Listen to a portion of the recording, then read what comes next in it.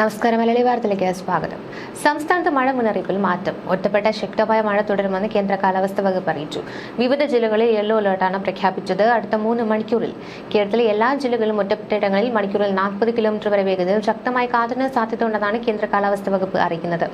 കേന്ദ്ര കാലാവസ്ഥാ വകുപ്പിന്റെ അടുത്ത 5 ദിവസത്തേക്കുള്ള മഴ പ്രവചനം. വിവിധ ജില്ലകളിലാണ് കേന്ദ്ര കാലാവസ്ഥാ വകുപ്പ് യെല്ലോ അലർട്ട് പ്രഖ്യാപിച്ചിട്ടുള്ളത്. അടുത്ത 3 മണിക്കൂറിൽ ആലപ്പുഴ, മലപ്പുറം, കോഴിക്കോട്, വയനാട്, കണ്ണൂർ, കാസർഗോഡ് ജില്ലകളിൽ ഒറ്റപ്പെട്ടയിടങ്ങളിൽ നേരിയ മഴയ്ക്ക് സാധ്യതയുണ്ടെന്നും കേന്ദ്ര കാലാവസ്ഥാ വകുപ്പ് അറിയിക്കുന്നു.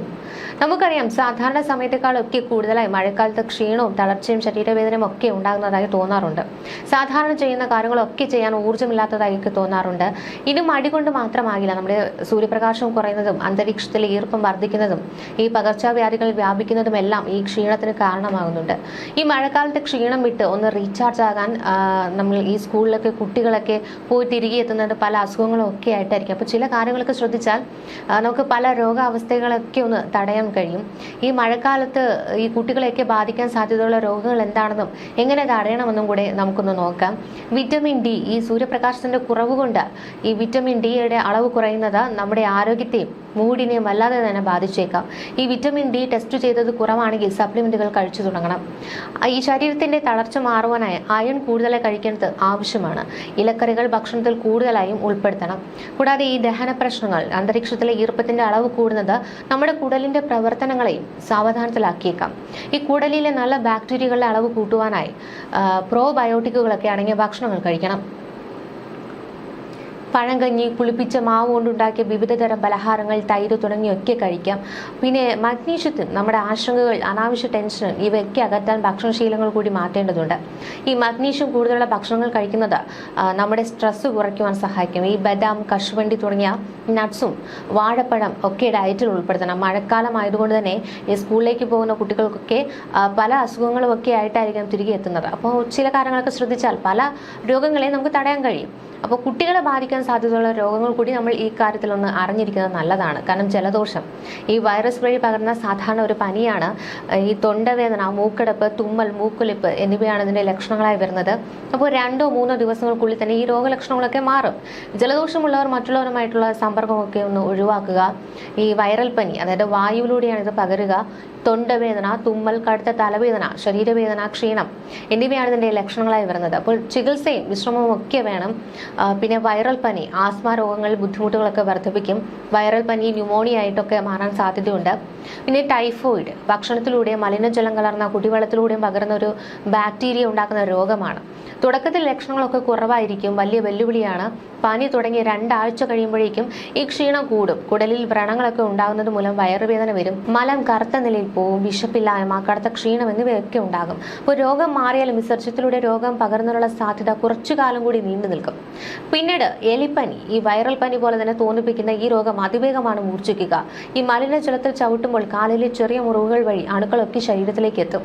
ശക്തമായ പനി, വിറയൽ, തളർച്ച, ശരീരവേദന, ഛർദി, മനം പുരട്ടൽ, കണ്ണിൽ ചുവപ്പ് നിറം, ശരീരത്തിൽ മഞ്ഞ നിറം, മൂത്രം കടുത്ത നിറത്തിൽ പോവുക എന്നിവയൊക്കെയാണ് ഇതിന്റെ ലക്ഷണങ്ങളായി വരുന്നത്. അടിയന്തര ചികിത്സ തന്നെ ഇതിന് തേടേണ്ടിയാണ്. പിന്നെ ഡെങ്കിപ്പനി, കൊതുക് പരത്തുന്നതും ഏറ്റവും അധികം പേർ ഉണ്ടാകുന്നതുമായ പനിയാണിത്. കഠിനമായ പനി, അസഹ്യമായ തലവേദന, അസ്ഥികളിലും സന്ധികളിലും വേദന, കണ്ണുകളുടെ പിന്നിൽ വേദന, വിശപ്പില്ലായ്മ, ചുവന്ന പാടുകൾ എന്നിവയാണ് ലക്ഷണങ്ങൾ. മുൻപ് ഡെങ്കി ഉണ്ടായവരിൽ ഈ രോഗം ഗുരുതരമാകാനൊക്കെ സാധ്യതയുണ്ട്. കുട്ടികൾക്ക് പുറമെ ഗർഭിണികൾക്കും നവജാത ശിശുക്കൾക്കും പ്രത്യേക ശ്രദ്ധ വേണം. രോഗബാധ ഉണ്ടായാൽ നിർജ്ജലീകരണം ഉണ്ടാകാതെ തന്നെ നോക്കണം. ലക്ഷണങ്ങളൊക്കെ 3 ദിവസത്തിനകം നീളുകയോ മൂക്കിലോ മോണയിലോ വിസർജ്യങ്ങളിലോ ഒക്കെ രക്തം കാണപ്പെട്ടാലോ ഉടൻ തന്നെ ചികിത്സ തേടണം. പിന്നെ ഓർക്കേണ്ട ചില കാര്യങ്ങളുണ്ട്. കുഞ്ഞുങ്ങൾക്ക് തിളപ്പിച്ചാറിയ വെള്ളം കുടിക്കുവാൻ നൽകുക. ഇലക്കറികൾ, പച്ചക്കറികൾ കൂടുതൽ അടങ്ങിയ വീട്ടിൽ തയ്യാറാക്കുന്ന സമീകൃത ആഹാരം ഉച്ചഭക്ഷണമായും സ്നാക്സായും കുട്ടികൾക്ക് സ്കൂളിൽ കൊടുത്തു വിടുക. പുറത്തു നിന്നുള്ള ഭക്ഷണം സ്ഥിരമായി കൊടുക്കരുത്. ഈ ഭക്ഷണവും വെള്ളവും തുറന്നു വയ്ക്കരുത്. ഭക്ഷണം കഴിക്കുന്നതിന് മുൻപും ശുചിമുറിയിൽ പോയതിനു ശേഷം നിർബന്ധമായി കൈകൾ നന്നായി കഴുകണം. മാങ്ങയും പപ്പായ, നെല്ലിക്ക തുടങ്ങിയ പ്രാദേശികമായി കിട്ടുന്ന പഴവർഗ്ഗങ്ങളൊക്കെ ധാരാളം നൽകണം. വിറ്റമിൻ സി കിട്ടുവാൻ കുട്ടികൾക്ക് നാരങ്ങ വെള്ളം ദിവസം കൊടുക്കുന്നത് നല്ലതാണ്. കുട്ടികൾ കെട്ടിക്കിടക്കുന്ന വെള്ളത്തിലൊക്കെ കളിക്കാതെ ശ്രദ്ധിക്കണം. കുട്ടികൾ മഴ നനഞ്ഞാൽ തല തോർത്തിയ ശേഷം ഉണങ്ങിയ വസ്ത്രം ധരിപ്പിച്ച് കുടിക്കാൻ പോഷക ഗുണമുള്ള ചൂടുള്ള കഞ്ഞിവെള്ളം, പാൽ എന്നിവയൊക്കെ നൽകുക.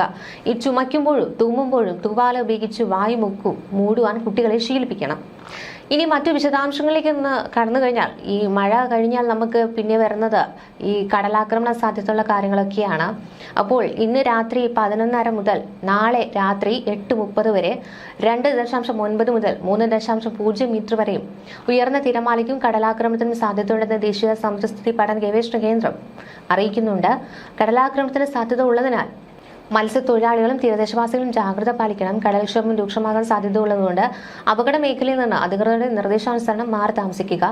ചെറിയ വള്ളങ്ങളും ബോട്ടുകളും കടലിലേക്ക് ഇറക്കുന്നത് ഈ സമയത്ത് ഒഴിവാക്കേണ്ടതാണ്. കള്ളക്കടൽ പ്രതിഭാസത്തിനും ഉയർന്ന തിരമാലയ്ക്കും സാധ്യതയുള്ള ഘട്ടത്തിൽ കടലിലേക്ക് മത്സ്യബന്ധന യാനങ്ങൾ ഇറക്കുന്നത് പോലെ തന്നെ അപകടകരമാണ് കരയ്ക്ക് അടുപ്പിക്കുന്നത്. അതുകൊണ്ട് തിരമാല ശക്തിപ്പെടുന്ന ഘട്ടത്തിൽ കടലിലേക്ക് ഇറക്കുന്നതും കരയ്ക്ക് അടുപ്പിക്കുന്നതും ഒഴിവാക്കേണ്ടതാണ്. അതായത് മുന്നറിയിപ്പ് പിൻവലിക്കുന്നതുവരെ ബീച്ചുകൾ കേന്ദ്രീകരിച്ചുള്ള വിനോദസഞ്ചാരം ഉൾപ്പെടെയുള്ള എല്ലാ പ്രവർത്തനങ്ങളും പൂർണ്ണമായും ഒഴിവാക്കേണ്ടതാണ്. ഈ മത്സ്യബന്ധന യാനങ്ങൾ, ബോട്ട്, വള്ളം മുതലായവ ഹാർബറിൽ സുരക്ഷിതമായി കെട്ടിയിട്ട് സൂക്ഷിക്കണം. വള്ളങ്ങൾ തമ്മിൽ സുരക്ഷിത അകലം പാലിക്കുന്നത് ഈ കൂട്ടിയിടിച്ചുള്ള അപകട സാധ്യത ഒഴിവാക്കും. മത്സ്യബന്ധന ഉപകരണങ്ങളും സുരക്ഷയും ഉറപ്പാക്കണം. ബീച്ചിലേക്കുള്ള യാത്രകളും കടലിൽ ഇറങ്ങിയുള്ള വിനോദങ്ങളും പൂർണ്ണമായി ഒഴിവാക്കണം. തീരശോഷണത്തിന് സാധ്യത ഉള്ളതുകൊണ്ട് പ്രത്യേക ജാഗ്രത പുലർത്തണം. ഇതിനിടെ തന്നെ കേരളത്തിൽ കാലവർഷം തുടങ്ങി 2 മാസമായപ്പോൾ 75% ഈ കേരളത്തിലെ ഡാമുകളൊക്കെ നിറഞ്ഞിരിക്കുകയാണ്. വൈദ്യുതോൽപാദനം പൂർണ്ണമായ തോതിലായിട്ടും ജലനിരപ്പ് ഉയർന്നു തന്നെയാണ്. പരമാവധി സംഭരണശേഷിയിലെത്തിയ 11 ഡാമുകളിൽ റെഡ് അലർട്ട് പ്രഖ്യാപിച്ചിട്ടുണ്ട്. ഇതിൽ 9 ഡാമുകൾ തുറക്കുകയും ചെയ്തു. തമിഴ്നാടിന്റെ പറമ്പിക്കുളം, അപ്പർ ഷോളയാർ ഡാമുകൾ നിറഞ്ഞതോടെ കേരളത്തിലേക്കാണ് വെള്ളം ഒഴുകിയെത്തുന്നത്. ഇടുക്കി ഡാമിൽ നീല അലർട്ടാണ്. ഷട്ടർ വരെ ജലനിരപ്പ് എത്തിയിട്ടുണ്ട്. 6 അടി കൂടി സംഭരണശേഷിയുണ്ട്. ഓറഞ്ച് അലർട്ടുള്ള കക്കി ഡാം മഴ ശക്തമായാൽ തുറക്കേണ്ട സാഹചര്യമാണെന്ന് അധികൃതർ പറയുന്നു. ഓറഞ്ച് അലർട്ടുള്ള കക്കി ഡാം മഴ ശക്തമായാൽ തുറക്കേണ്ട സാഹചര്യമാണെന്നാണ് അധികൃതർ പറയുന്നത്. കക്കയം, ബാണാസുര നഗർ, പെരിങ്ങൽകുത്ത്, ഷോളയാർ, മാട്ടുപ്പെട്ടി, കല്ലാർകുട്ടി, ഇരട്ടയാർ, പൊന്മുടി, ലോവർ പെരിയാർ എന്നീ ഡാമുകളാണ് നിലവിൽ തുറന്നത്. 2018 പ്രളയത്തിനു ശേഷം ഇതാദ്യമായാണ് ഡാമുകളിൽ ഇത്രയേറെ വെള്ളം നിറയുന്നത്. 9 ഡാമുകളിൽ 70% മുകളിലായാണ് വെള്ളം. ഇടുക്കി, ഇടമലയാർ, കക്കി, ബാണാസുര നഗർ, മലമ്പുഴ, ചിമ്മിനി, കുറ്റ്യാടി, നെയ്യാർ, പീച്ചി എന്നീ ഡാമുകളിലാണ് 70%-ഓളം അതിനു മുകളിലോ സംഭരണശേഷി എത്തിയിരിക്കുന്നത്. വൈദ്യുതി ബോർഡിന് കീഴിലുള്ള ഡാമുകളിൽ ജലനിരപ്പ് താഴ്ത്താനായി ജൂൺ ആദ്യം മുതൽ വൈദ്യുതി ഉൽപാദനം പരമാവധി വർദ്ധിപ്പിച്ചിരുന്നു. ദിവസേന 38 മുതൽ 40 ദശലക്ഷം യൂണിറ്റ് ഉൽപ്പാദിപ്പിക്കുന്നുവെങ്കിലും ജലനിരപ്പ് കുറഞ്ഞിട്ടില്ല. പറമ്പിക്കുളത്ത് പരമാവധി സംഭരണശേഷിയായ 1825 അടിയിൽ വെള്ളമെത്തി. അപ്പർ ഷോളയാറിൽ 3295 അടിയാണ് പരമാവധി ശേഷി. ഇപ്പോൾ 3292 അടി എത്തിയിട്ടുണ്ട്. അപ്പർ ഷോളയാറിൽ നിന്ന് കേരള ഷോളയാറിലേക്കും അവിടെ നിന്ന് പെരിങ്ങൽകുത്തിലേക്കുമാണ് വെള്ളം ഒഴുകുന്നത്. പറമ്പിക്കുളത്ത് നിന്ന് പെരിങ്ങൽകുത്തിലേക്ക് വെള്ളം എത്തുന്നുണ്ട്. നിലവിൽ പെരിങ്ങൽകുത്തിൽ 2 സ്ലൂയിസ് ഷട്ടറുകളാണ് തുറന്നിട്ടുള്ളത്. ന്യൂസ് ഡെസ്ക് മലയാളി വാർത്ത.